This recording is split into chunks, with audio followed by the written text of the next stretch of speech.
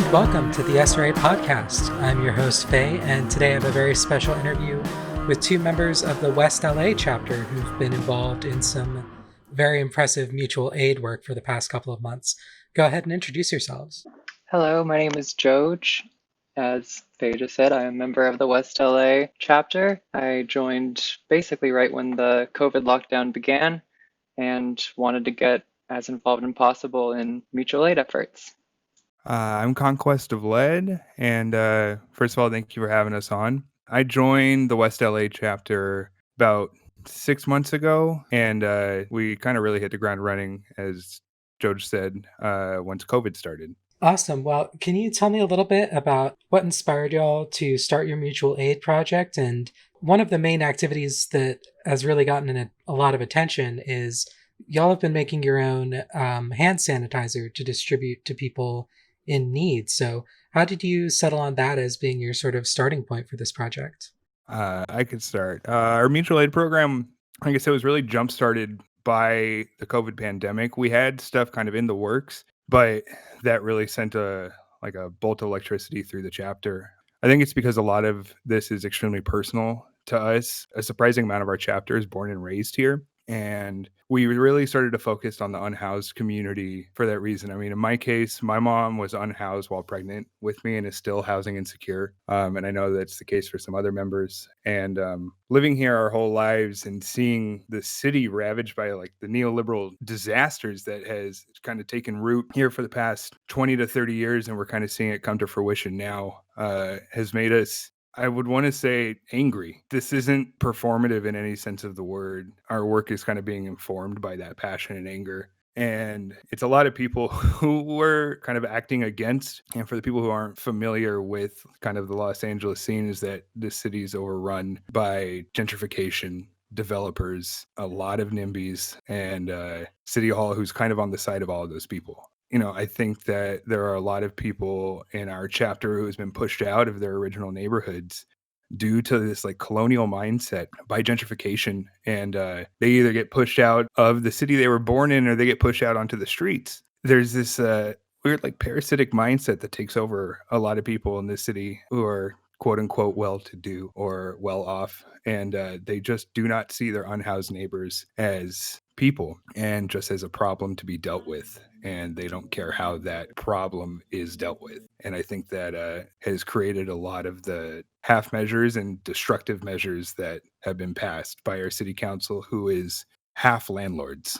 Right, and a lot of us sort of have a theoretical kinship with mutual aid, seeing it as more of just a way to help provide people's immediate needs, but also sort of intentionally creating a network of relationships that can start to provide a form of alternative resource distribution, support from our city infrastructure and state governments. As Conquest said, we live in a very social Darwinistic society where a lot of decisions in this city are made for the express interests of the business owning class, the capitalist class. And it literally took a pandemic for the city to start, considering putting unhoused people into vacant lots and vacant hotel rooms. And those measures still haven't gone enough. So just within that context, a small, West LA chapter, we wanted to do our part and really just start to work towards a solution for this current crisis. I'd like to add one last thing. One thing that was kind of a catalyst of our work was somebody telling us or explaining the history of violence that's happening to the unhoused. In LA in particular, I know it happens around the country, but there was a rash of fires set to their encampments, to the actual people. People were throwing incendiary devices into these encampments and killing them. And I can't really express how upset that made all of us. And I think that was kind of the nail in the coffin of what community we're going to work with and who we're going to focus our efforts on. Definitely. And I live, sort of on the East LA Inland Empire sort of area. So it's maybe not as bad as West LA, but it's just seeing how many people are forced out of their homes, how many people are living under bridges or by the sides of the road, setting up camps outside city halls around here just to get their needs addressed. The homeless in LA in particular are really an underclass that is just abused and degraded by the powers that be. And it's really sickening and disgraceful to see how our community treats them, and especially authorities like the police or transit enforcement who just go in and rip these people's belongings to shred and throw them in the garbage. So if there's one group of people in LA who need mutual aid, who need assistance the most, it is the unhoused. So what sort of activities have you been doing as far as mutual aid? I know you're distributing kits. Yeah, so we first started off with a pretty small goal of just making around 150 or so bottles of hand sanitizer, and then filling out these plastic bags with socks and toothbrushes, toothpaste, sanitary napkins, and some menstrual supplies. And we started our first fundraising goal, but we met that pretty quickly. And so we were just always had a mind on scaling up whatever we started, and we started to move into new and different directions as well. We started making hand washing stations themselves because we dealt with some supply line issues of getting bottles and alcohol. We wanted more sustainable ways to keep helping the unhoused community while we were waiting for our next batches to come through. But so far, we've made, I think, around 600 or so bottles of hand sanitizer, and a lot of those extra supplies as well. And we have 10 or 11 hand washing stations that are being maintained pretty regularly and are pretty widespread throughout the city. That's really awesome, especially to have something that is like a piece of infrastructure there in the community that people can use, that is maintained by people. I think that's really important on its own.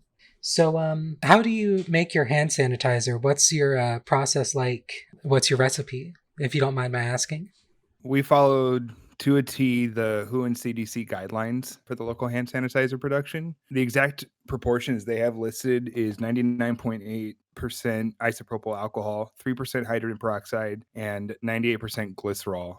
When I'm saying the percentages, that's the actual percentages of the product, not how much you're putting in. It also has distilled water to cut it, and we add antiseptic tea tree oil to cut down on the alcohol smell and for its antioxidant additives that it has. But yeah, it's super simple. The hardest part really is just getting the stuff. But once you get it, you can knock out 500 to 1,000 in a day. It's very easy to do. Yeah, and we try to make sure that it's pretty properly labeled on each one, who's making this, what's inside.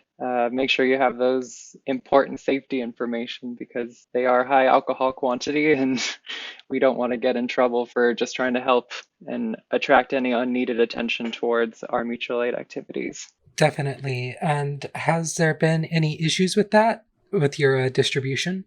Little to none in terms of actually getting it to the people who need it. One thing that we were warned about when we first started going in was like, they don't know you. Make sure you have a contact in the community. A lot of these communities have community leaders. One of the ones that we work with is part of the Unhoused Union.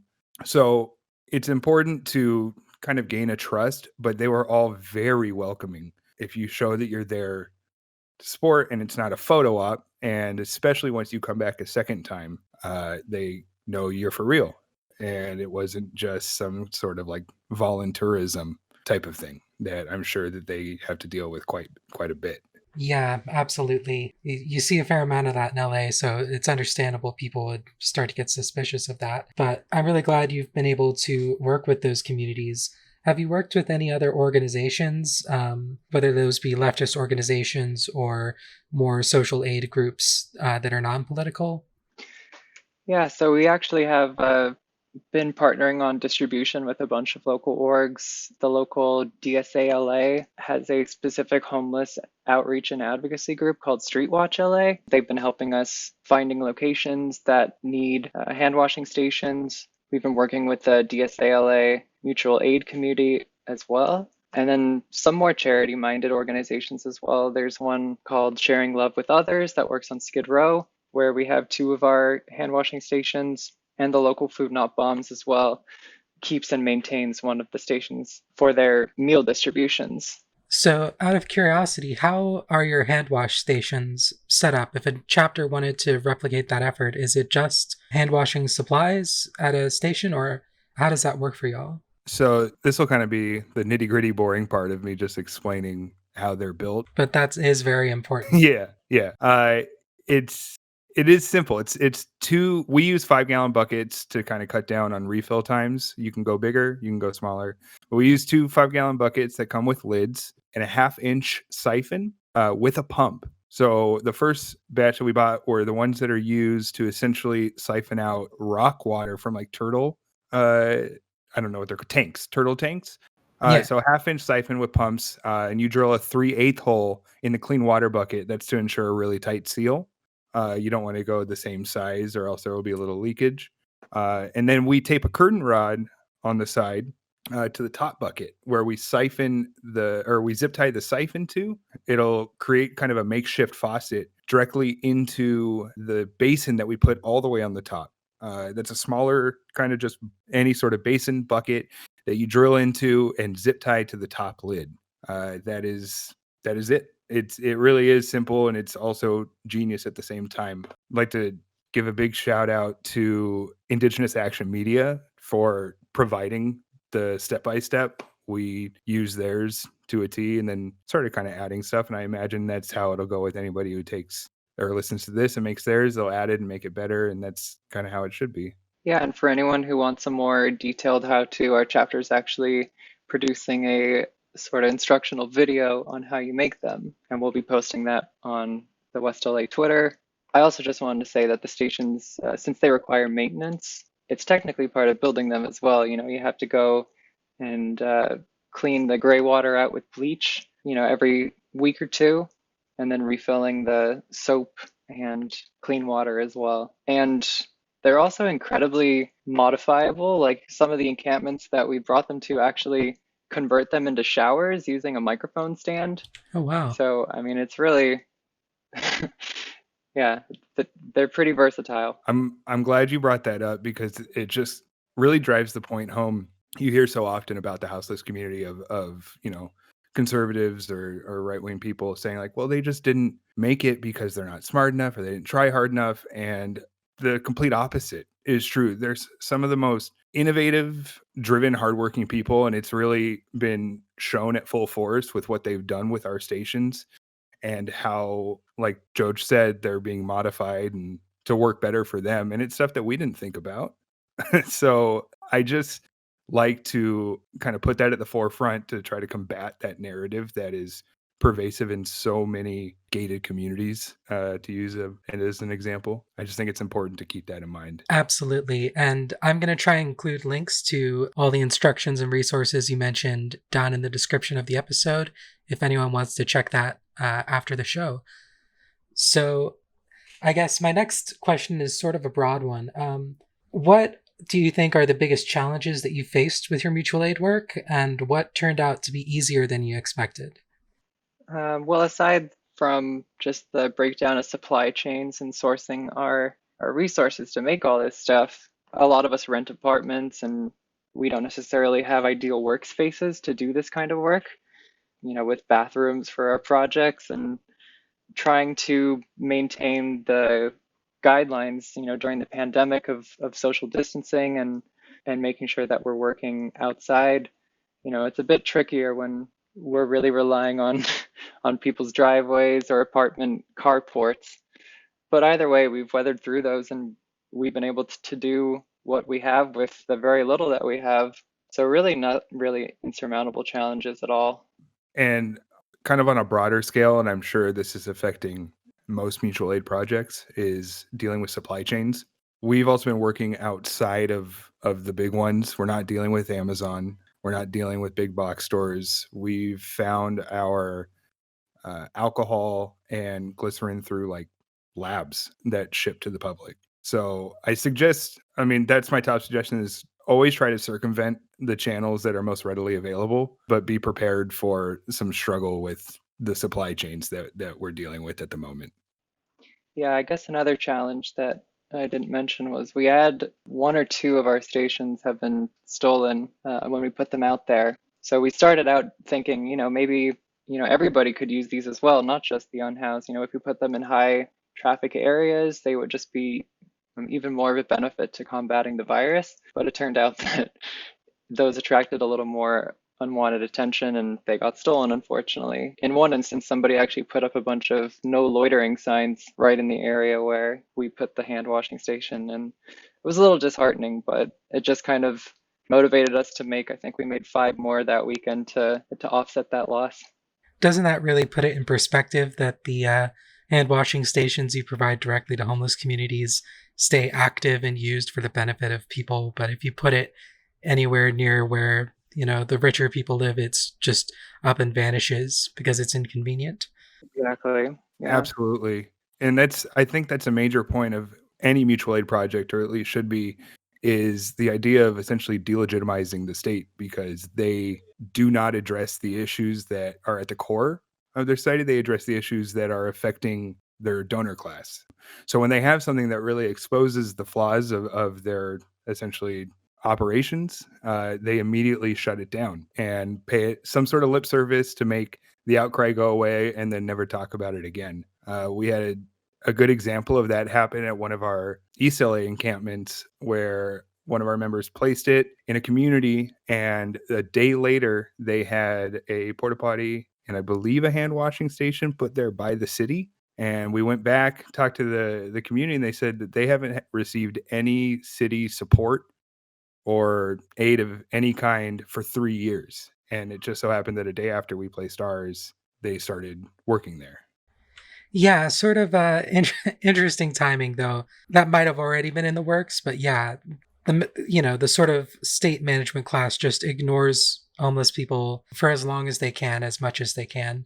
And really, COVID-19 has put into stark relief how much the state is failing these people and is really basically forcing their hand through public outcry and bad optics. But I think it's really important for organizations like ours and for groups like your chapter, which have done such excellent work over the past couple of months. I think that's really critical to fill in for the inadequate response, because even with the state doing more than it usually does, it's still nowhere near enough. And so any effort that people like us can put into improving the lives of the most vulnerable people in our communities is really going to make a massive difference. And it's very important for us to be doing this kind of work as long as this pandemic continues.